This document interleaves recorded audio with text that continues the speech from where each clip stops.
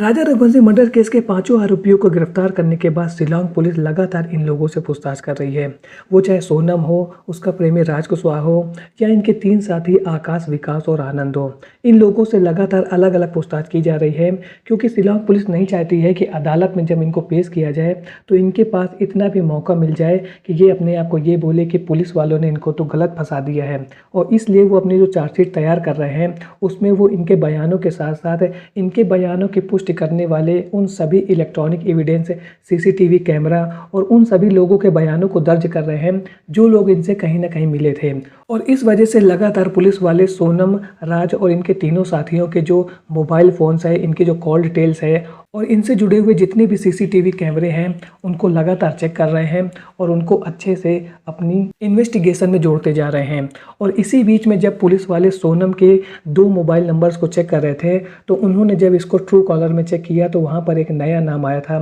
और वो था संजय वर्मा। और इस बंदे के साथ सोनम ने 21 दिनों में 234 बार बातचीत की है और इनके बीच में जो बातचीत होती थी वो आधे घंटे से लेकर के 1 घंटे के बीच में हुई है। अब पुलिस वालों के सामने सबसे बड़ी चुनौती यह थी कि इन 5 लोगों को तो गिरफ्तार कर लिया गया है, अब ये तीसरा यानी कि छठा शख्स कौन सा आ गया है जिससे सोनम इतने ज़्यादा बातचीत कर रही थी। तो जब पुलिस वालों ने इसके बारे में उसके भाई गोविंद से पूछा तो उसने यही बताया कि इस संजय वर्मा के बारे में उनको कुछ भी नहीं मालूम है। यदि आपको इसके बारे में जानकारी चाहिए है तो आप सोनम से पूछिए और वही बताएगी कि ये संजय वर्मा कौन है। और पुलिस वाले लगातार इस बात की जानकारी करने में लगे हुए थे कि ये अब नया शख्स कौन आ गया है जिससे लगातार सोनम बातचीत कर रही थी। जब शिलांग पुलिस ने सोनम के इन 2 नंबरों को अच्छी तरीके से जांचा तो उन्हें पता चला कि इन 2 नंबरों से संजय वर्मा नाम के व्यक्ति से 21 दिनों के भीतर 234 बार बातचीत हुई है। अब ये 234 बार बातचीत किस मुद्दे पर हुई थी इसके बारे में पता करना बहुत ज़्यादा ज़रूरी था। और जब पुलिस वालों को ऐसा लगा कि हमें इस बात की जानकारी कहीं से भी नहीं मिल रही है कि ये संजय वर्मा कौन है तो वे सीधे पहुंचते हैं सोनम के पास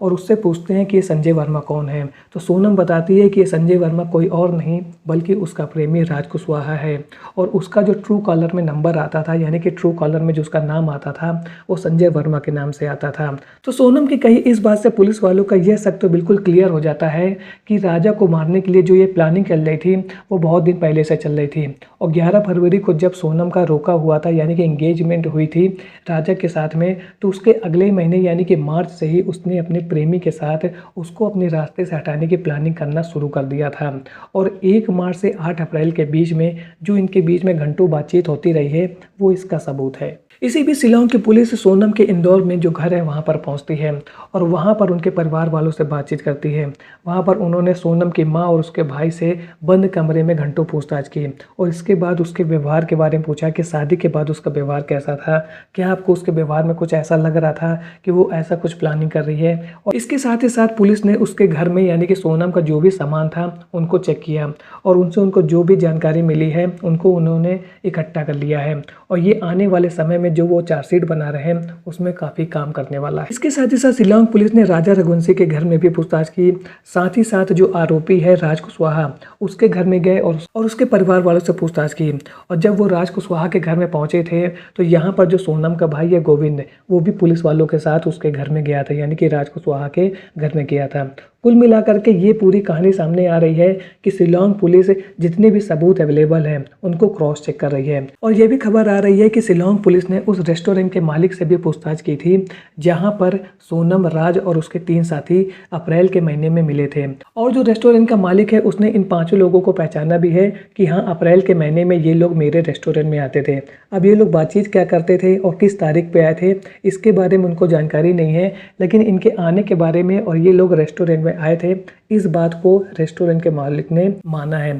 साथ ही उसने यह कहा है कि हमारे रेस्टोरेंट में जो कैमरा लगा हुआ है उसमें केवल 10 दिन का वीडियो रिकॉर्ड रहता है, इसलिए यदि पुलिस वाले पहले आए होते तो शायद उनको वीडियोस पे मिल जाते, लेकिन अब वो ऑटो डिलीट हो चुके हैं। तो इस वजह से रेस्टोरेंट में इन लोगों के आने का कोई इलेक्ट्रॉनिक एविडेंस नहीं है, लेकिन रेस्टोरेंट के मालिक ने इनको पहचाना है कि हाँ, 1-2 बार ये लोग रेस्टोरेंट में जरूर आए थे। तो कुल मिलाकर के रेस्टोरेंट में इन 5 लोगों को मिलने का रीज़न यही लग रहा है कि कहीं ना कहीं ये लोग राजा को मारने की प्लानिंग बनाते थे और वहाँ पर कैसे क्या करना है, कौन कब जाएगा कौन नहीं जाएगा, इसके बारे में ये लोग बातचीत करते होंगे। वो तो पुलिस वाले इनसे बाहर निकलवा ही लेंगे। लेकिन शिलोंग पुलिस लगातार उन सभी सबूतों को क्रॉस एग्जामिन कर रही है जो इस केस से जुड़े हुए हैं, क्योंकि जब इन सबूतों को अदालत में पेश किया जाए तो ये ना कहा जाए कि ये सबूत बिना किसी तैयारी के, बिना किसी जांच परख के प्रेजेंट कर दिए गए। साथ ही साथ जब इन 5 आरोपियों को अदालत में पेश किया जाए तो ये लोग ये ना कह पाएँ कि पुलिस वाले उनको गलत तरीके से फंसा रहे हैं। इसीलिए शिलोंग पुलिस इनसे जुड़े हुए जितने भी एविडेंस हैं